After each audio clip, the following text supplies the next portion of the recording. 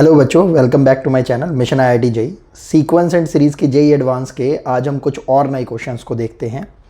ये क्वेश्चन है हमारा जेई एडवांस 2010 का, जिसमें बोल रखा है let a1 a2 a3 up to a11 be real number satisfying a1 equals to 15 and 27 minus twice time of a2 is greater than 0 and ak equals to twice time of ak minus 1 minus ak minus 2 for k equals to 3, 4, 5 up to 11.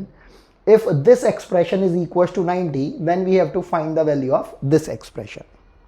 Question को जब हम देख रहे हैं, पढ़ रहे हैं, तो इन्होंने इस क्वेश्चन में कहीं से कहीं तक भी ना तो AP का जिक्र किया है, ना GP का जिक्र किया है और ना ही HP का जिक्र किया है। आपको इस क्वेश्चन को देखकर AP, GP या HP में से किसी की भी फीलिंग आ सकती है, लेकिन जब मैंने इस क्वेश्चन को पहली बार पढ़ा था तो मुझे मीन मीडियन मोड मतलब स्टैटिस्टिक्स की फीलिंग आई थी। अब अगर हम इस क्वेश्चन को देखें और करना स्टार्ट करें तो हम देख पा रहे हैं कि इन्होंने हमें a1, a2, a3 up to a11 तक कुछ रियल नंबर्स दे रखे हैं और इसमें केवल और केवल a1 की वैल्यू बता रखी है, दैट इज 15। और इन्होंने a2 के लिए एक कंडीशन दे रखी है और वो क्या कंडीशन है, 27 minus twice time of a2 is greater than 0, जिसको कि हम बोल सकते हैं a2 इज लेस देन 27/2 और 27/2 कितना होता है 13.5, मतलब a2 जो है वो 13.5 से लेस है। इससे हमें एक जानकारी तो इतनी मिलती है कि हमारे पास अगर ये कोई प्रोग्रेशन बन रही होगी तो ये डिक्रीजिंग टाइप की होगी। अब यहाँ पर हमें कॉमन डिफरेंस या कॉमन रेशियो कुछ नहीं बता रखा है और इन सारी ही 11 की 11 टर्म्स में केवल एक ही टर्म को बता रखा है, वो है a1। इसके अलावा और कोई टर्म्स का भी जिक्र नहीं कर रखा है। तो अब हम नेक्स्ट पार्ट पर पहुंचते हैं। इन्होंने हमें एक रिजल्ट दे रखा है पहले से ही। यहाँ पर अगर हम इस रिजल्ट को लिख लेते हैं तो हम देख पा रहे हैं ये दे रखा है a k equals to twice time of a k minus 1 minus a k minus 2। अगर हम इसको थोड़ा सा रीअरेंज करके लिखें तो इसे लिखा जा सकता है twice time of a k minus 1 equals to a k plus ए के माइनस 2। और यहाँ पर k की जो वैल्यूज़ दे रखी हैं वो दे रखी हैं 3, 4, 5 अप टू 11, मतलब 3 से लेकर 11 तक कोई भी वैल्यू आप इसमें पुट कर सकते हैं। तो अगर हमने अभी के लिए इस रिलेशन को समझने की कोशिश करी, वैसे तो हम समझ पा रहे हैं कि ये रिलेशन क्या दे रखा है। जब आप बहुत सारी प्रैक्टिस कर चुके होंगे तो रिलेशन देख के भी आपको समझ में आता है कि ये AP को रिप्रेजेंट कर रहा है। लेकिन मान लो अगर कोई न्यू बच्चा है जिसको कि अभी नहीं पता है कि इस एक्सप्रेशन से क्या मीनिंग निकालना चाहिए, तो उसे सिंपल से करना बस इतना है कि k equals to 3 value put करके देखी इसके अंदर। जब k equals to minimum value 3 दे रखी है वो पुट करी तो यहाँ पर आ रहा है हमारे पास ट्वाइस ऑफ a, 3 माइनस 1 बोले तो 2 हो जाएगा, इक्वल्स टू a 3 प्लस यहाँ पर देखेंगे ये कितना हो जाएगा हमारे पास a1। तो हम यहाँ पर समझ पा रहे हैं कि ये कुछ AP का सा एक्सप्रेशन है। अगर नए बच्चे को ये भी नहीं समझ में आ पा रहा है तो वो इसको रीअरेंज कर सकता है। कैसे? वो a1 को उठा के तो a2 के पास लेके आ जाएगा और इस ट्वाइस ऑफ a2 को ब्रेक करके a2 प्लस a2 कर देगा और एक a2 को a3 के पास ले जाएगा। तो वो देख पाएगा a2 minus a1 equals to a3 minus a2। यहां से उसको समझ में आ पाएगा कि ये किसको रिप्रेजेंट कर रहा है, कॉमन डिफरेंस को। मतलब कॉमन डिफरेंस क्या आ रहा है, सेम आ रहा है। ये बात जब आपकी समझ में आ जाती है तो हम इस क्वेश्चन को और थोड़ा सा आगे प्रोसीड करने के लिए चल सकते हैं। हमें यह अभी तक इतना समझ में आ गया है कि a1, a2, a3 up to a11 एक AP को रिप्रेजेंट कर रहा है, जिसमें फर्स्ट टर्म a1 15 दे रखी है। इसमें हमें कॉमन डिफरेंस d का नहीं पता है। तो अगर नहीं पता है हम अभी के लिए इसके कॉमन डिफरेंस को d एज्यूम कर सकते हैं और इस पूरी ही प्रोग्रेशन को हम a plus d, a plus 2d, a plus 3d and a plus 10d की फॉर्म में रिप्रेजेंट कर देते हैं, जो कि हमारी एक अर्थमेटिक प्रोग्रेशन को रिप्रेजेंट करने की सबसे बेसिक, सबसे कॉमन फॉर्म है। ऐसा हमने क्यों किया है? क्योंकि हमें कुछ एक्सप्रेशन दे रखे हैं इसमें। एक एक्सप्रेशन तो ये है और एक एक्सप्रेशन ये है। इस एक्सप्रेशन को हमें कैलकुलेट करना है और इस एक्सप्रेशन की वैल्यू इन्होंने पहले ही दे रखी है। तो हमने इस एक्सप्रेशन को लिख लिया। कितना हो रहा है ये? a1 square plus a2 square plus a3 square up to a11 का स्क्वायर इक्वल्स टू, हमने इस 11 की 90 से मल्टीप्लाई कर दी तो ये 90 इंटू 11 लिखा जा सकता है। अब क्योंकि हमें ना तो a1 पता है, मतलब हमें a1 तो पता है लेकिन a2 नहीं पता है, a3 नहीं पता है और a11 भी नहीं पता है, मतलब हमें और कोई टर्म नहीं पता है, तो हम इनको इनके बेसिक स्ट्रक्चर वाले फॉर्म में ब्रेक करेंगे। तो ये कैसा लिखा जा सकता है? इस a1 को लिख सकते हैं a स्क्वायर, a2 को लिख सकते हैं a प्लस डी का होल स्क्वायर, इस a3 को लिख सकते हैं a प्लस 2d का होल स्क्वायर और इसी तरीके से a11 को लिख सकते हैं a प्लस 10d का होल स्क्वायर। अब किसी बच्चे के माइंड में ये क्वेश्चन आ सकता है कि आखिर हमने इसे ऐसा क्यों लिखा? अब क्योंकि हम देख रहे हैं a1 से लेकर a11 तक टोटल 11 टर्म्स हैं हमारे पास। इन 11 टर्म्स में केवल एक ही टर्म पता है, बाकी की 10 टर्म नहीं पता है। तो वो जो 10 टर्म है हमारे लिए 10 वेरिएबल की तरह दिख रही हैं। अब हम उन 10 वेरिएबल से छुटकारा चाहते हैं, तो हम क्या करते हैं, जितने ये 11 टर्म हैं इनको केवल 2 ही वेरिएबल में कन्वर्ट कर लेते हैं। और वो वेरिएबल कौन कौन से हैं? First term a and common difference d। और मजे की बात यह है कि इन दोनों वेरिएबल्स में भी हमें एक वेरिएबल की वैल्यू पता है, फर्स्ट टर्म a की, जो कि कितनी बता रखी है हमें क्वेश्चन में पहले से ही 15। तो यहां से हम किसकी कैलकुलेशन करने वाले हैं? कॉमन डिफरेंस d की। बस यही हमारा मोटो है। उस d को पता करके हम जो भी इन्होंने पूछ रखा है इस एक्सप्रेशन की वैल्यू वो हम कैलकुलेट कर लेंगे। क्वेश्चन ऑलमोस्ट स्ट्रेट फॉरवर्ड है, लेकिन एक छोटा सा ये जो इन्होंने हमें यहाँ पर एक्सप्रेशन दे रखा है इसका हमें यूटिलाइजेशन आगे लगेगा। तो देखते हैं, हमने इसको थोड़ा सिंप्लीफाई करा। हम देख पा रहे हैं ये परफेक्ट स्क्वायर बन रहे हैं। जब हम इनको ओपन करेंगे तो ऑब्वियसली a स्क्वायर वाली टर्म कितनी बार आएगी हमारे पास? 11 बार। तो ये हो जाएगा हमारे पास 11 times of a square plus ये d वाली टर्म्स हमारे पास d स्क्वायर की फॉर्म में आएगी कितनी बार? 10 टाइम्स। तो इसको भी हमने लिख लिया। अच्छा, इसमें एक और चीज का ध्यान रखना है कि जो d स्क्वायर वाली टर्म 10 टाइम्स आएगी उसमें हर बार d के साथ एक बार 1 का स्क्वायर आएगा, एक बार 2 का स्क्वायर आएगा, एक बार 3 का स्क्वायर आएगा और एक बार लास्ट में 10 का स्क्वायर आएगा। तो अगर हम इसे एडजस्टमेंट के साथ लिखें तो हम ढंग से लिख सकते हैं 1 square plus 2 square plus 3 square up to 10 का स्क्वायर प्लस इसमें एक और टर्म आएगी हमारे पास। जब हम a प्लस डी का होल स्क्वायर ओपन करेंगे तो यहां से आएगा 2ad, यहां से आएगा 2 इंटू 2ad, यहां से आएगा, जब इसके आगे वाली टर्म पर जाएंगे जहां पर a प्लस 3d होगा, 2 इंटू 3 इंटू ad। तो इस तरीके से जो टर्म आएगी उसमें से अगर हमने 2ad को अगर कॉमन ले लिया तो हमारे पास जो बचने वाली टर्म्स रहेंगी अगर उन सबको एडअप कर देंगे तो वो कितना हो जाएगा? 1 plus 2 plus 3 up to 10 terms तक हमारे पास ये सारी की सारी एडअप होकर आएंगी। और ये सारा का सारा जो हमारे पास एक्सप्रेशन है किसके इक्वल आ रहा है? 90 इंटू 11 के। बस अब हम इसे सॉल्व करने वाले हैं। हम जानते हैं कि सिग्मा n इक्वल्स टू कितना होता है हमारे पास? nn plus 1 divided by 2।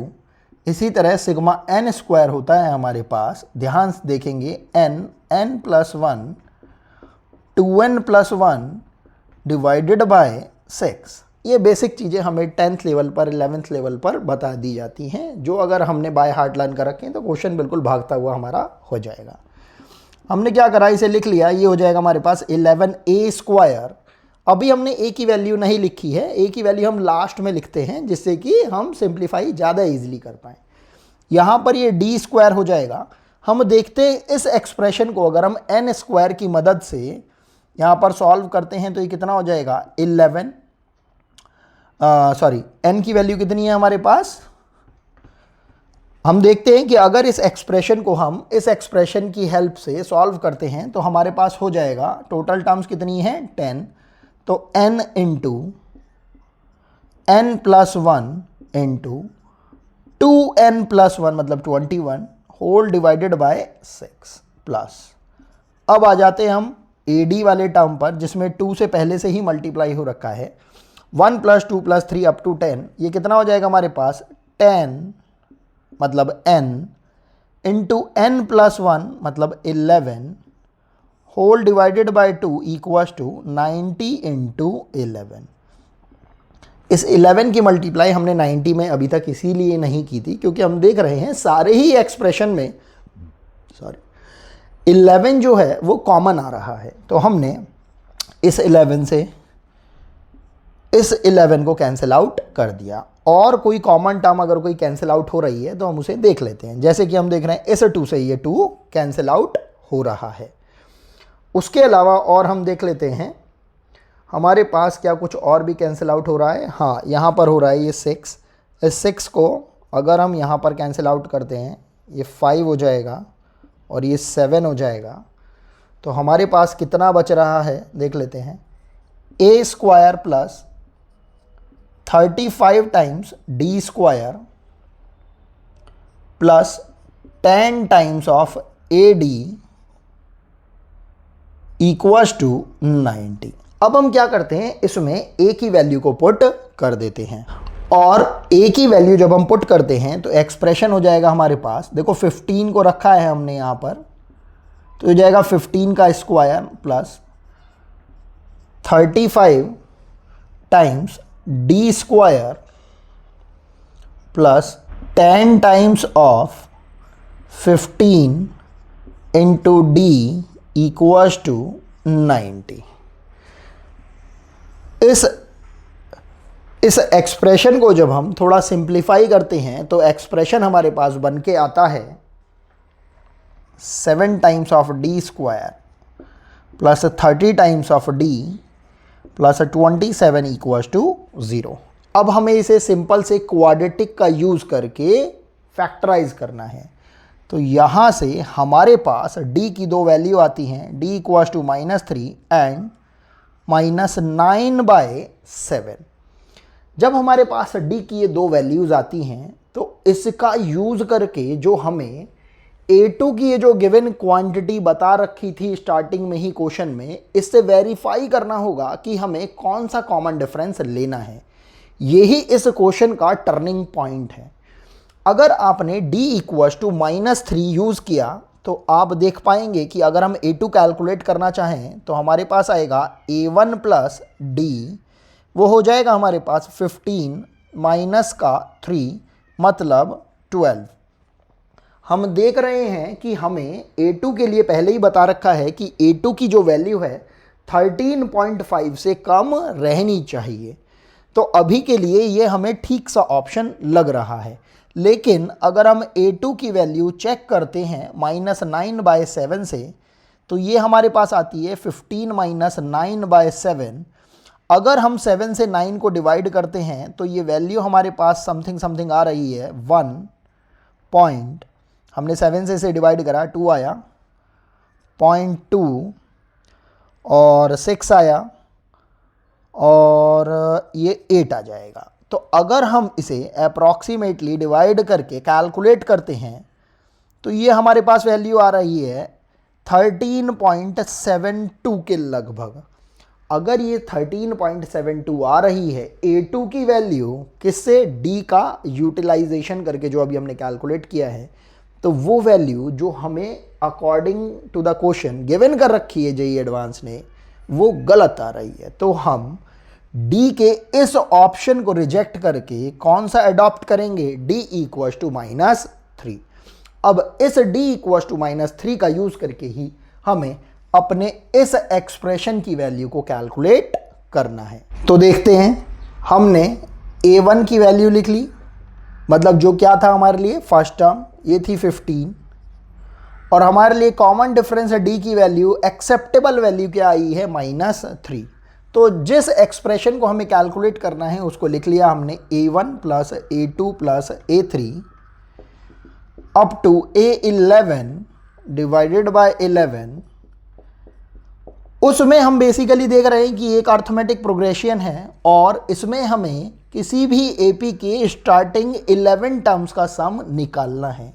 तो हम जानते हैं अगर हम इसको अभी के लिए S11 से भी रिप्रेजेंट कर दें तो कुछ गलत नहीं होगा यहाँ पर।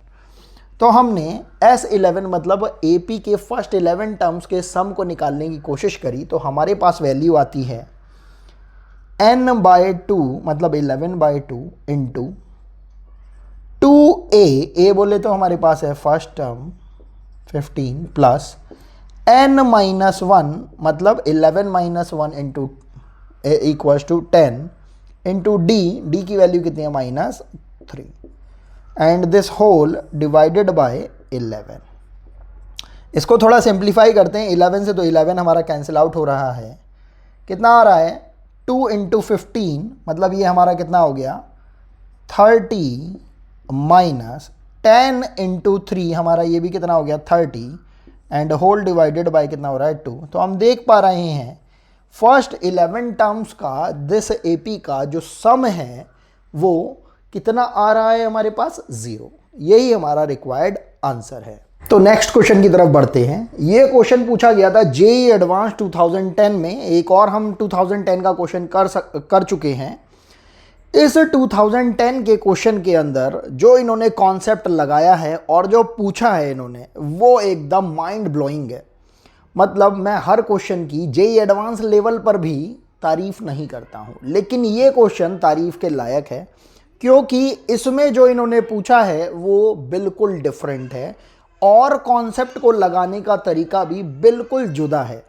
तो हम क्वेश्चन को स्टार्ट करते हैं बिल्कुल बेसिक इंफॉर्मेशंस के साथ जो कि इन्होंने हमें बता रखी है।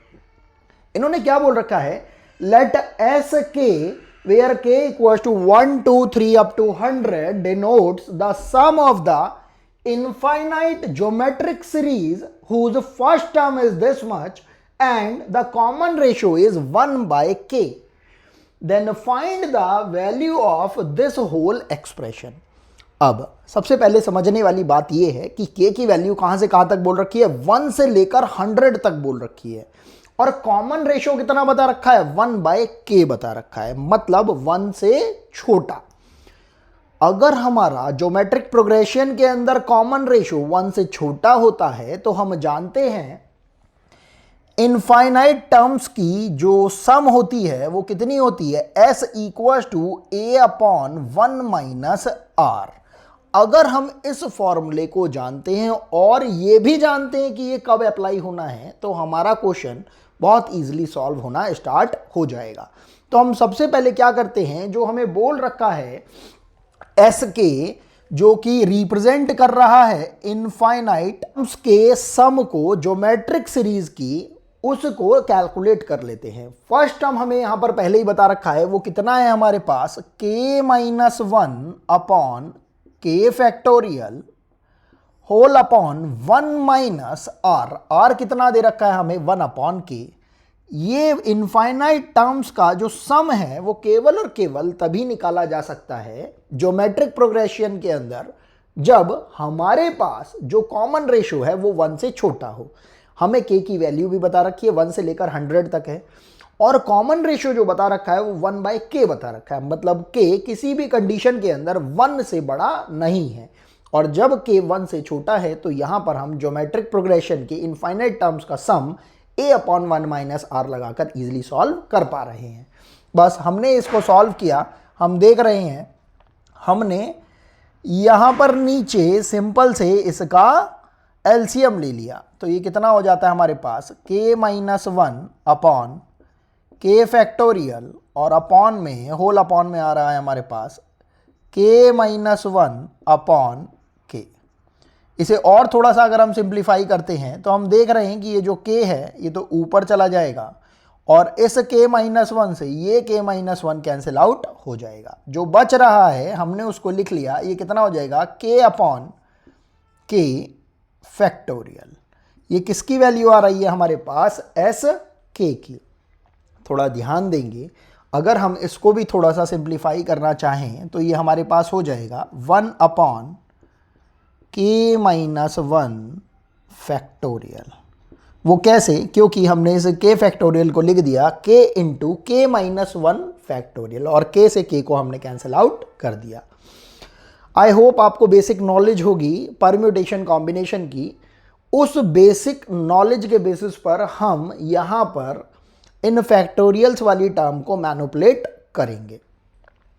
अब हम आते हैं अपने उस एक्सप्रेशन पर जिसको कि हमें कैलकुलेट करना है। हमने अपने एक्सप्रेशन को देखा, ये है ये हमारा एक्सप्रेशन।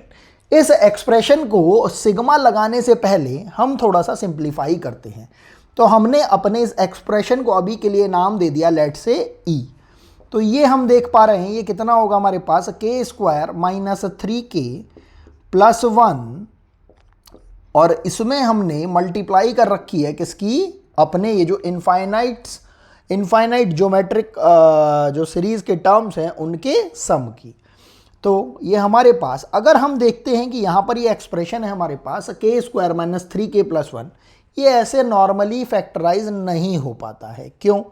क्योंकि हम देख रहे हैं कि यहाँ पर जो हमारे पास ये डिस्क्रिमिनेंट आ रहा है वो कोई एक परफेक्ट स्क्वायर वाला नंबर नहीं देगा, और जब वो परफेक्ट स्क्वायर वाला नंबर नहीं देगा तो ये फैक्टराइज परफेक्ट स्क्वायर की फॉर्म में या अच्छे फैक्टर्स की फॉर्म में नहीं हो पाएंगे। तो हम क्या करते हैं, हम थोड़ा सा इसके अंदर अपना कॉमन सेंस लगाते हैं और इस एस के का भी ध्यान रखते हैं। ये एस के हमें कैसा दे रखा है, के माइनस 1 की फॉर्म में। हम जानते हैं कि अगर हमारे पास के स्क्वायर माइनस 3k होता है तो अगर हम यहाँ पर प्लस 2 और लेके आ जाएं तो हमारे पास थोड़ा सा वैल्यूएबल रिजल्ट बन जाएगा।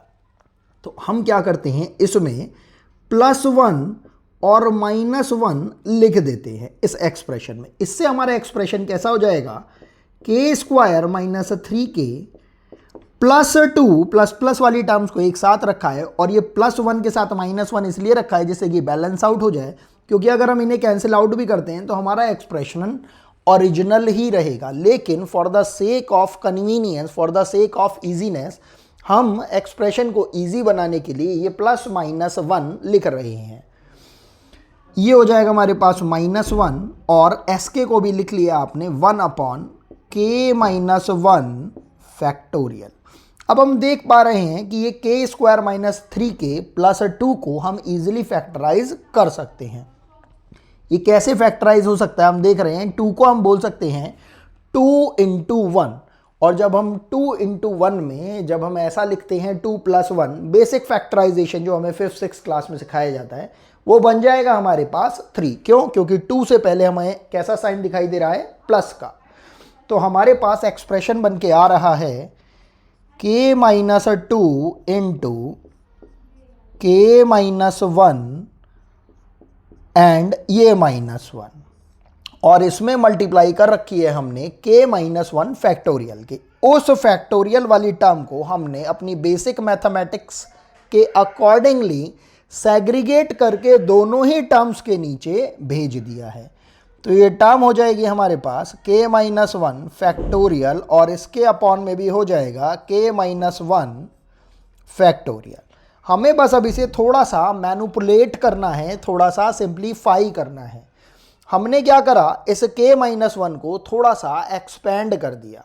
तो जब हमने इसको एक्सपेंड किया तो हम देख पा रहे हैं ये हो जाएगा हमारे पास के माइनस 2 इंटू के माइनस 1 अपॉन, इसको हम बोल सकते हैं के माइनस 1 इंटू के माइनस 2 का फैक्टोरियल माइनस, यहाँ पर हम देख रहे हैं कि ये हमारे पास है 1 अपॉन के माइनस 1 फैक्टोरियल। यहाँ पर हम क्या कर सकते हैं, के से मल्टीप्लाई कर दिया, के से डिवाइड कर दिया, और ये कितना हो गया हमारे पास के इंटू के माइनस 1 फैक्टोरियल।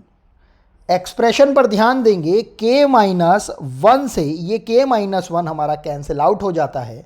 एक्सप्रेशन जो भी बचा हमारे पास उसको हमने लिख लिया, ये ई एक्सप्रेशन हमारे पास हो गया k minus 2 upon k minus 2 factorial minus k minus, अच्छा यहाँ पे k नहीं है, यहाँ पर केवल कितना है k है, k माइनस 1 नहीं है, ये हो जाएगा k अपॉन k फैक्टोरियल, और ये पूरा एक्सप्रेशन हमारा कितना आ रहा है e के इक्वल। अब एक्सप्रेशन की बात करेंगे, ओरिजिनल एक्सप्रेशन की। इस पर हमें क्या लगा कर दे रखा है, मॉडुलस। तो अगर हम sigma k equal to 1 to 100 की बात कर रहे हैं, यहां पर k की मिनिमम वैल्यू 1 नहीं लगा सकते हैं, क्योंकि अगर हम 1 लगाएंगे तो ये एक्सप्रेशन हमारा नेगेटिव फैक्टोरियल देगा, और नेगेटिव फैक्टोरियल नॉट डिफाइंड होता है। कुछ लोग इसको जीरो भी बोलते हैं, लेकिन इन जनरल इसे नॉट डिफाइंड बोला जाता है, क्योंकि फैक्टोरियल की बेसिक परिभाषा में, बेसिक डेफिनेशन में जाएंगे तो वो पॉजिटिव इंटीजर्स के लिए ही डिफाइंड होता है, जो कि रिड्यूसिंग टर्म्स के मल्टीप्लिकेशन की फॉर्म में 1 तक एग्जिस्ट करता है। अब अगर हम देखते हैं कि 1 पर ये हमारा डिफाइंड नहीं हो पाएगा, तो हम अपनी टर्म कहाँ से स्टार्ट करते हैं, 2 से करते हैं। इस बेसिक पॉइंट को अपने मन में बहुत अच्छे से समझना है आप लोगों को कि आखिर k इक्वल टू 1 से स्टार्ट क्यों नहीं कर पा रहे हैं, क्योंकि 1 पर हमारे पास जो वैल्यू आ रही है फैक्टोरियल की, नेगेटिव आ रही है, जिसको कि हम क्या बोलते हैं, नॉट डिफाइंड। अब जब हम इस पर आगे बढ़ते हैं तो हमारे पास ये मॉडुलस भी लगाकर दे रखा है। हमने ये मॉडुलस लगा दिया और एक्सप्रेशन हमारे पास कुछ आ रहा है, k minus 2 upon k minus 2 factorial minus k upon k factorial. इसको अब हम थोड़ा सा सॉल्व करना स्टार्ट करते हैं, और जब ये पूरा सॉल्व हो जाएगा, इस एक्सप्रेशन को हम इस गिवन एक्सप्रेशन के साथ ऐड करके, मतलब 100 स्क्वायर अपॉन 100 फैक्टोरियल के साथ ऐड करके लिख देंगे, और हमारे पास अपनी वैल्यू आ जाएगी, जो हमें रिजल्ट प्रोवाइड करेगी। देखते हैं, अब हमने 2 वैल्यू पुट करनी जब इसमें स्टार्ट करी, तो हम जानते हैं 0 फैक्टोरियल की वैल्यू को 1 एज्यूम किया जाता है, और नेगेटिव फैक्टोरियल की वैल्यू को हम नॉट डिफाइंड मानते हैं। तो हम देखते हैं, जब हमने k इक्वल टू 2 पर जब वैल्यू पुट करी, तो हमारे पास एक्सप्रेशन आएगा मॉडुलस के अंदर, ये हो जाएगा हमारे पास 0 माइनस, यहाँ पर जब हमने 2 रखा तो ये हो जाएगा 2 अपॉन 2 फैक्टोरियल, ये मॉडुलस में आ रहा है, प्लस फिर हमने k equal to 3 value put करी। अब बेसिकली हम कर क्या रहे हैं कि k की कॉन्टिन्यूसली वैल्यूज़ को पुट करते जा रहे हैं, और उन सब को फिर हम एडअप कर देंगे। जब हमने k इक्वल टू 3 रखा तो ऊपर तो आया 1, और नीचे भी आएगा हमारे पास 1 फैक्टोरियल माइनस, यहाँ पर देखते हैं ये कितना हो जाएगा हमारे पास, 3 अपॉन 3 फैक्टोरियल, इसका मॉडुलस, प्लस इसी तरीके से जब हम और आगे k इक्वल टू 4 पुट करते हैं तो वैल्यू हो जाएगी हमारे पास 2 upon 2 factorial minus 4 upon 4 factorial. इसे हम अभी और 2-3 टर्म्स तक लिखते हैं, जिससे कि हमें एक पैटर्न का पता लग जाए। जब हम पैटर्न को फॉलो करने लगेंगे तो हम इनको ईजिली, जो भी हमें रिड्यूस करना होगा टर्म्स को या सब्ट्रैक्ट करना होगा टर्म्स को, वो ईजिली कर पाएंगे, और हमारा एक्सप्रेशन बहुत ईजिली कैलकुलेट हो जाएगा। तो इसी सीक्वेंस को मैं आगे बढ़ाते हुए लेके जा रहा हूँ, प्लस, और अभी के लिए ये जो हमारा पोर्शन है इसको मैं रब कर देता हूँ। तो एक्सप्रेशन हो जाएगा हमारे पास प्लस, अब मैंने k इक्वल टू 5 के लिए वैल्यू पुट करी, तो मेरे पास एक्सप्रेशन आ रहा है, यहाँ पर जब मैंने 5 रखा, 3 upon 3 factorial minus 5 upon 5 factorial. इसी तरीके से ये टर्म्स बढ़ती जाएंगी, और मैं k इक्वल टू जब 99 पर पहुंचूंगा, तो k इक्वल टू 99 जब यहाँ पर रखा जाएगा तो मेरे पास आएगा 97 upon 97 factorial minus 99 upon 99 factorial, और जब मैं k इक्वल टू 100 रखता हूं तो वैल्यू आ रही है 98 upon 98 factorial minus 100 upon 100 factorial. ये सब पर हमने मॉड लगा रखा है। अब हमें एक तो मॉड को किस तरीके से एडजस्ट करना है वो देखना है, और मॉड के हटाने पर टर्म्स कैसे आएंगी, कैसे हमें कैलकुलेट करना है वो देखना है।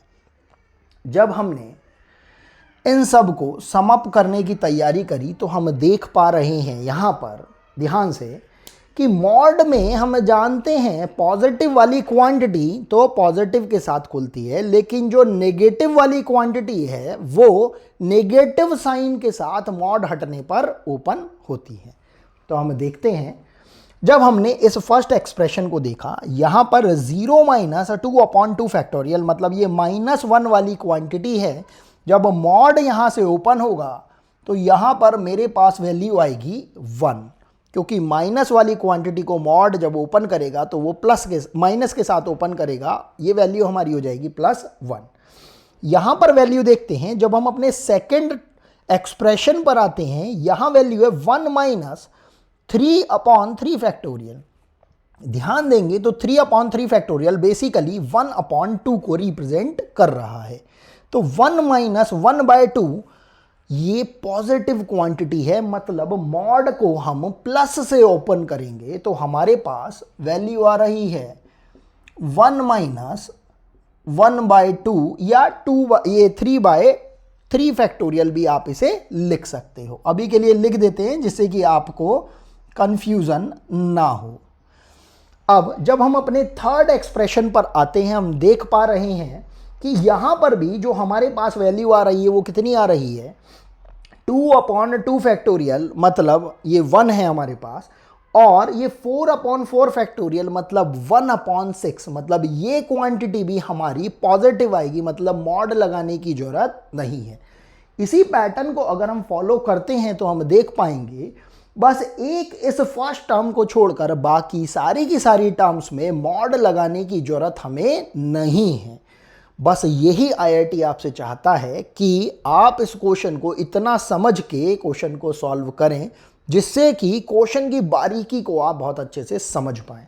तो आपने एक्सप्रेशन को लिखा, ये हो जाएगा +2 upon 2 factorial minus 4 upon 4 factorial plus, और आपके पास एक्सप्रेशन आ रहा है 3 upon 3 factorial minus 5 upon 5 factorial. इसी तरीके से बाकी और टर्म्स को हम एडअप करते जा रहे हैं। हमें यहाँ पर क्या देखना है कि कौन सी टर्म किस टर्म को कैंसिल आउट कर पा रही है। हम देख रहे हैं कि जब हम इस पर्टिकुलर टर्म की बात करते हैं तो ये टर्म अपने से एक टर्म को छोड़कर आगे वाले टर्म के फर्स्ट टर्म को कैंसिल कर रही है। अगर ये इसको इस तरीके से कैंसिल आउट करेगी तो हम समझ पा रहे हैं कि जब हम लास्ट वाले टर्म्स पर पहुंचेंगे तो ये लास्ट वाले टर्म्स का ये वाला 99 अपॉन 99 फैक्टोरियल इस टर्म के बाद वाली टर्म में अपने टर्म को सर्च करता और उसको कैंसिल आउट कर पाता। तो मतलब ये कैंसिल नहीं होगा, ये टर्म कैंसिल नहीं होगा, लेकिन ये टर्म भी कैंसिल हो जाएगा और ये टर्म भी अपने से एक टर्म पहले से पहले वाली टर्म के लास्ट टर्म पे मतलब सेकेंड टर्म को कैंसिल करके कैंसिल आउट हो जाएगा। इसी तरीके से जब हम 4/4 फैक्टोरियल की बात करेंगे, ये भी अपने से एक टर्म छोड़ के आगे वाली टर्म में कैंसिल आउट हो जाएगा, और इसी तरीके से ये जो 5/5 फैक्टोरियल है ये भी अपने से एक टर्म छोड़ के और आगे वाली टर्म के फर्स्ट टर्म से कैंसिल आउट हो जाएगा। ये पैटर्न अगर हमें समझ में आता है तो हम समझ पाएंगे कि जब हम इसको थोड़ा सा सिंप्लीफाई करते हैं तो जो बचने वाली टर्म्स हैं हमारे पास वो कौन कौन सी बचेगी। एक तो ये 1 बचेगा हमारे पास जो हमें इस फर्स्ट टर्म से मिला है, उसके बाद एक ये 1 बचेगा, उसके बाद एक ये 2/2 फैक्टोरियल, यहां से हम देख पा रहे हैं इसकी वैल्यू कितनी हो जाएगी हमारे पास 1, और उसके अलावा ये दोनों ही टर्म्स बचेंगी क्योंकि ये दोनों की दोनों तो हमारी कैंसिल आउट हो चुकी होंगी इनसे पहले आने वाली टर्म्स से। तो बचने वाली टर्म्स हो जाएंगी 99 अपॉन 99 फैक्टोरियल, और इसमें से भाई मैंने माइनस को कॉमन ले लिया क्योंकि इन दोनों ही टर्म्स में आप देख पा रहे होंगे मॉडुलस लगाने की जरूरत नहीं पड़ेगी। मॉडुलस नेगेटिव क्वांटिटी के ऊपर लगाकर उसको पॉजिटिव लगाने की जरूरत में पड़ती है। तो ये हो जाएगा हमारे पास प्लस 100 अपॉन 100 फैक्टोरियल। यहाँ बस हमने इसको थोड़ा सिंप्लीफाई किया। हम देखते हैं, इसको तो हम 99 अपॉन 99 फैक्टोरियल ही लिख रहे हैं, और इस 100 अपॉन 100 फैक्टोरियल को अगर मैं बोल देता हूँ 100 अपॉन 100 इंटू 99 फैक्टोरियल, तो एक्सप्रेशन में हम 100 से 100 को कैंसिल आउट कर पा रहे हैं। ऊपर कितना आएगा 1, और ये जब हम देख पा रहे हैं बेस सेम हो जाएगा 99 फैक्टोरियल, तो 99 प्लस 1 कितना हो जाएगा हमारे पास 100 अपॉन 99 फैक्टोरियल। अब इसको मैं और थोड़ा सा रीअरेंज कर सकता हूं कि अगर मैं इस एक्सप्रेशन में इसको एडअप करने के बाद 100 से ही मल्टीप्लाई कर दूं और 100 से ही डिवाइड कर दूं। द लेवल ऑफ मैनिपुलेशन इतना अच्छा दे रखा है इस जेईई एडवांस के क्वेश्चन में, इसी वजह से मैंने इस क्वेश्चन को स्टार्टिंग में बोला था कि एकदम माइंड ब्लोइंग क्वेश्चन दिया है जो जेईई एडवांस कभी कभार ही देता है। तो यहां पर हम इसको बोल सकते हैं 100 का स्क्वायर अपॉन इस एक्सप्रेशन को अपॉन 100 फैक्टोरियल। इस एक्सप्रेशन का यूटिलाइजेशन और ये 1 प्लस 1 प्लस 1 का यूटिलाइजेशन अब हम अपने इस एक्सप्रेशन में करते हैं। हम इस एक्सप्रेशन को अभी के लिए ऊपर की साइड लिख लेते हैं। हमारे पास ये एक्सप्रेशन था 100 स्क्वायर अपॉन 100 का फैक्टोरियल प्लस इस एक्सप्रेशन की पूरी वैल्यू आई है 1 plus 1 plus 1 minus this expression. तो ये भी लिखा हमने, ये कितना होगा 3 माइनस 100 का स्क्वायर अपॉन 100 का फैक्टोरियल। तो हम देख पा रहे हैं पूरे एक्सप्रेशन से ये पूरा का पूरा एक्सप्रेशन कैंसिल आउट हो जाएगा और फाइनल वैल्यू आती है हमारे पास 3। यही हमारा रिक्वायर्ड आंसर हो जाएगा। आई होप आपको ये क्वेश्चन समझ में आया हो। आप थोड़ा सा ध्यान देंगे तो आप देखेंगे जेईई के टफेस्ट क्वेश्चन भी जो हैं वो आप बहुत इजीली कर पा रहे हैं, लेकिन कंडीशन सिर्फ इतनी है कि आपको बेसिक्स इतने बाय हार्ट लर्न होने चाहिए कि आप किसी भी जगह चूक ना कर पाएं। जैसे यहाँ इस क्वेश्चन में मैंने ये पाया है कि लगभग 80% बच्चों ने मॉडुलस को लगाने में गलती कर दी और मॉडुलस को बिना देखे ही अप्लाई कर दिया, जिससे बच्चों के रिजल्ट काफ़ी अफेक्टेड हुए हैं। आई होप आपको ये सब समझ में आ रहा हो। चलिए मिलते हैं नेक्स्ट वीडियो के अंदर कुछ और नए क्वेश्चंस के साथ। Thanks for watching.